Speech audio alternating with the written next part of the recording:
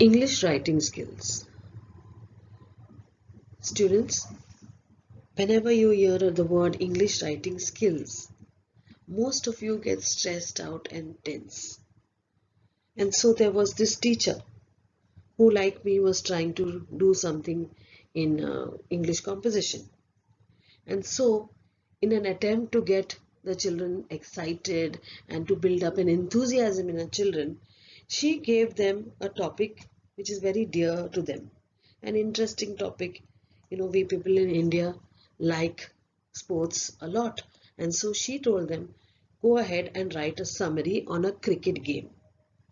Okay, so and then she sat down and she was waiting, giving them some instructions. Within 2 minutes or less than 2 minutes, this student came up to her and said, Miss, can you check my work? I finished. She was surprised, thinking, oh, this child must be very good in his writing. So she took the book and she read it, and it had only one sentence there. He had summarized very well, and that sentence read, rain, no game today. Well, I hope, children, that today when I'm teaching you summary or Precis writing, you don't come up with a one-liner, rain, no game today.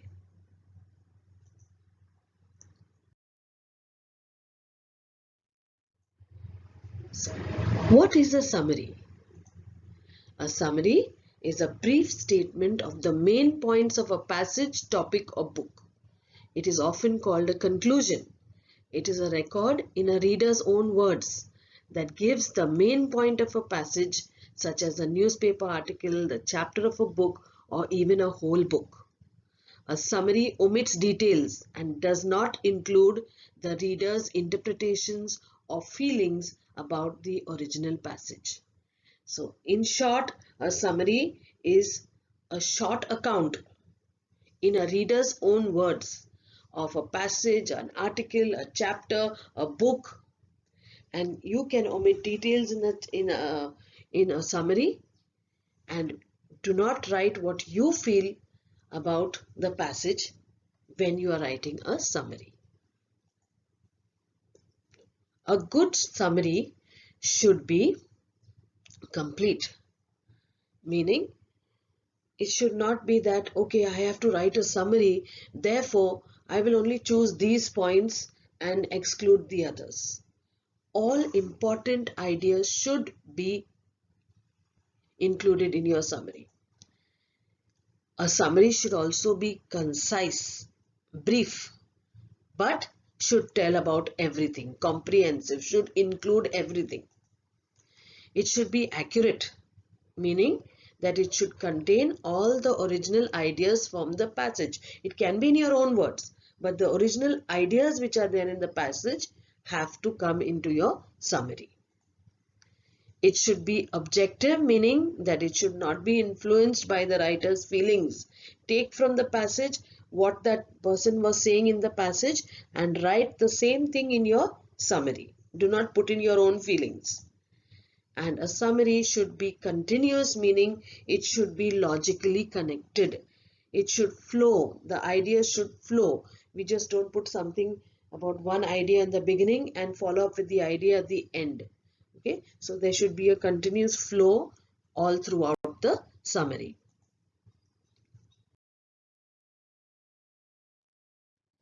While writing a summary, the points that have to be kept in mind. Now, when you keep these points in mind, then you don't need to stress out. You don't need to feel tense while writing. Okay, just keep those points in mind and everything will flow. Okay, write in the present tense.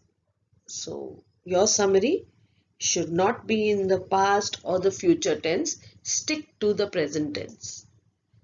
Read the passage carefully and note the details. You can use a pencil or an highlighter to note the details. Okay, so first point is you read it. Next, highlight the important ideas.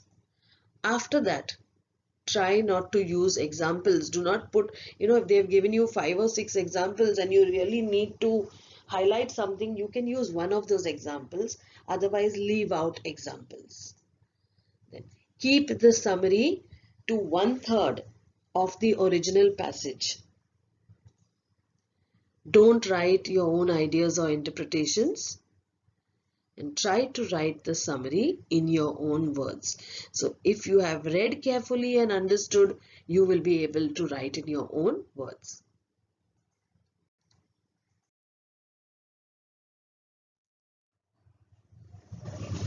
The topic in the beginning was summary, Precis writing.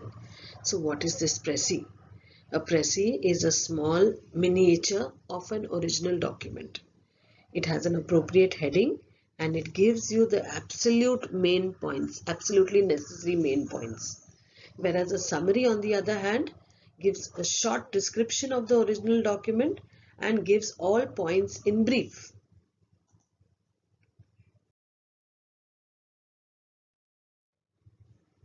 Let us in detail see what is the difference between a Precis and a summary. In a summary, you use your own words as much as possible and take fewer words from the passage.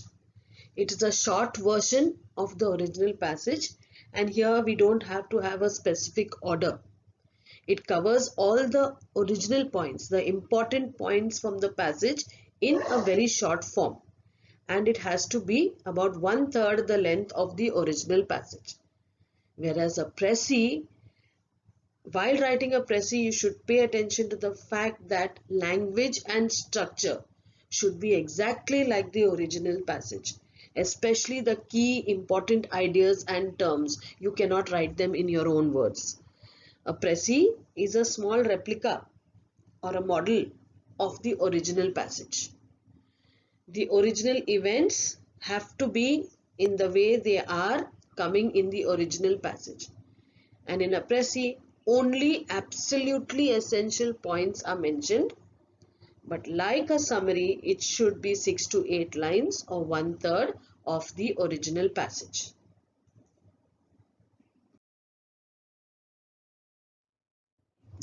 Now, how do I write a summary? Step 1, read the passage carefully. Step 2, reread it carefully till you understand completely. Understanding of the passage is of utmost importance. So you read and reread till you understand completely.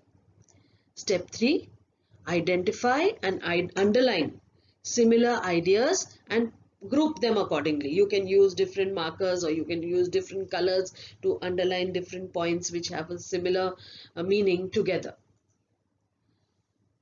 Check again to see that nothing important is left out so that the ideas are grouped logically. You can't leave out something very important. Then next step, summarize each group of ideas using your own words. Now you have marked about say 15 ideas. Okay, 15 points you have marked, and then you put them into groups of 4, 4, 4, that is 12 and 3. So 4 sentences together. Make a summary of those 4 sentences to one, making them into one sentence. Next step, make changes to link all the groups into a single passage. Now when you have summarized each of those groups of 4 lines each, then you make little changes here and there to see that each of those 4 lines or whatever are linked together. Revise your summary again and edit the mistakes or the errors. Think of a suitable title. So you see, it's not that difficult.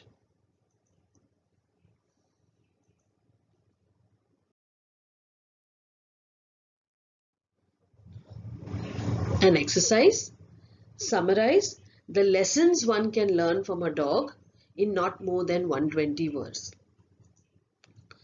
There are so many lessons one can learn about life from a dog. Imagine that it is raining heavily outside and you need to go to someone's house.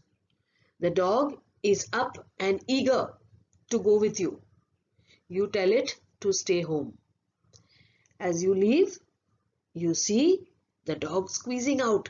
It follows you at the risk of being scolded for the reason that it wants to be nearby you. Where else can we experience an instance of selfless love and faithfulness? We can learn a lifelong lesson from this sincere display of companionship. Observe the eating habits of your dog. It does not eat except when hungry. It does not drink unless it is thirsty. It stops eating when it has had enough and avoids unnecessary food. A dog also sets a perfect example of adaptability. If it is moved to a strange place, it is able to adapt itself, to change itself to that place and to its differences without complaint. It is able to learn and adapt to a new family's ways and customs. A dog is quick and ready to please. Continuing, man being used to comfort and wealth will be lost if suddenly he is stripped of all that he is used to. A dog also teaches us about unselfish love. A dog does things with all vigor. However, when there is nothing to do, it lies down and rests. It does not waste its strength and energy needlessly. Many working people are burning the candle at both ends. Many suffer nervous breakdowns due to stress. Perhaps they should learn to rest like a dog does. A dog, above all, is truly man's best friend.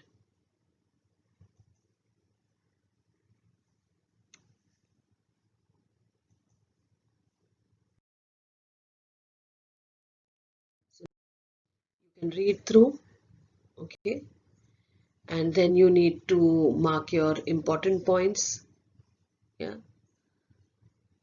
So for me, an important point would be selfless love, faithfulness, okay, sincere display of companionship, the eating habits. Um, it stops eating when it has had enough. Okay, then it sets a perfect example of adaptability, without complaint. Okay, a dog is quick and ready to please. Teaches us about unselfish love. Okay, does things with vigor, but when there is nothing to do, it lies down and rests. Okay, um, these people should learn to rest like the dog does, and a dog is truly a man's best friend. Okay, learn to rest like the dog does.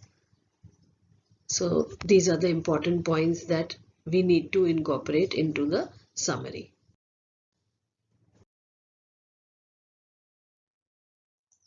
Putting it in point form, a dog teaches us several lessons. It follows its master to keep him company, even if it gets scolded. It eats only when hungry.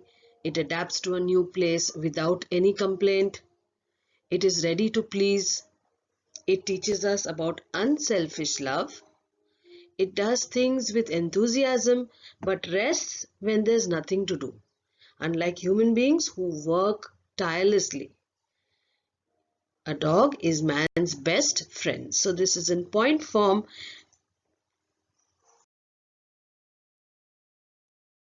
And now we put it, this is your final summary in paragraph form. The title, A Dog, Man's Best Friend. A dog can teach us many lessons of life. It can teach us through its acts of love and faithfulness. It endangers itself just to accompany you. We can also learn from its eating habits. It will never overeat and knows which food to avoid. Dogs are also able to adapt to their surroundings quickly without complaining as compared to man who complains at the slightest change. Dogs also know when to work and when to play. They do not waste their efforts unnecessarily like some of us do at work. Thus, dogs can set us great examples.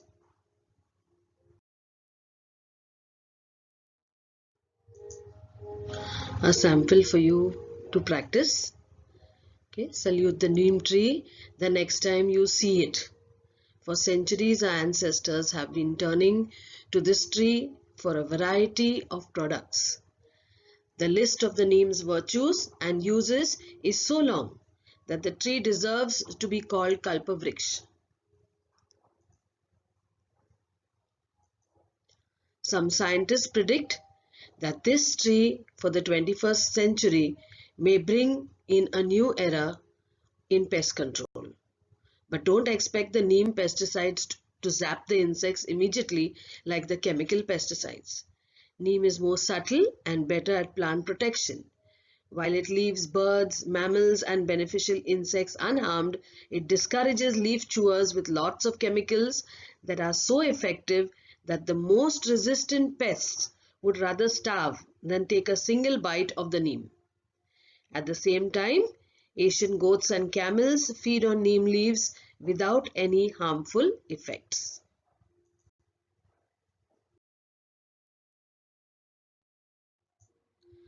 Other plants can absorb some of these chemicals through the soil and fortified internally. Such protection is not washed away by rain, nor do you have to spray to protect it. Some experiments have shown that a single session of soil treatment with neem protects the leaves and stems of wheat, rice, sugarcane and cotton for 10 weeks. Moreover, nothing happens to those who eat these neem fortified plants. So this is the neem tree. Scientists believe that the neem plant may also provide millions of people with inexpensive medicines, reduce erosion, deforestation and excessive temperature. A native tree of India, the neem is a cousin of the mahogany tree and has been venerated since ancient times. So this is a long paragraph on the neem, known as Kalpa, it could be called the Kalpavriksha. Now, as I showed you in the video before, the previous passage, you have to read through it, get the important points, underline it, put them together, and finally write your summary in your own words. Make it to 1/3 of the original passage and see that you write your title.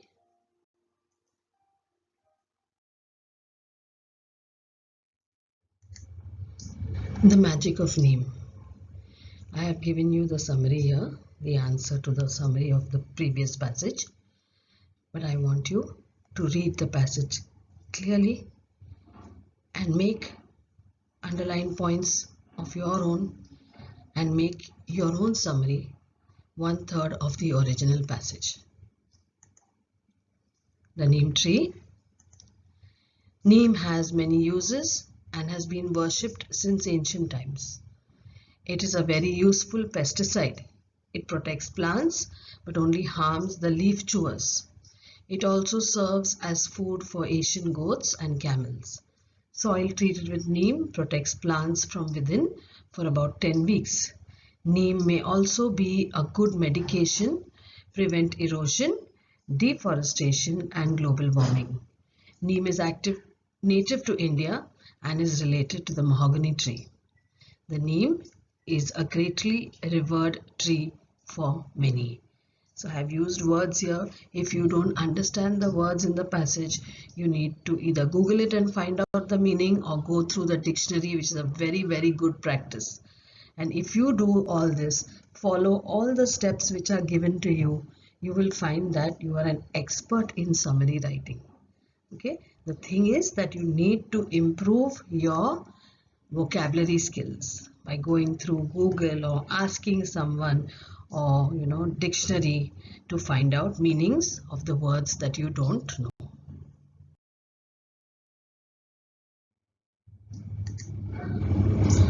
the best with your summary writing.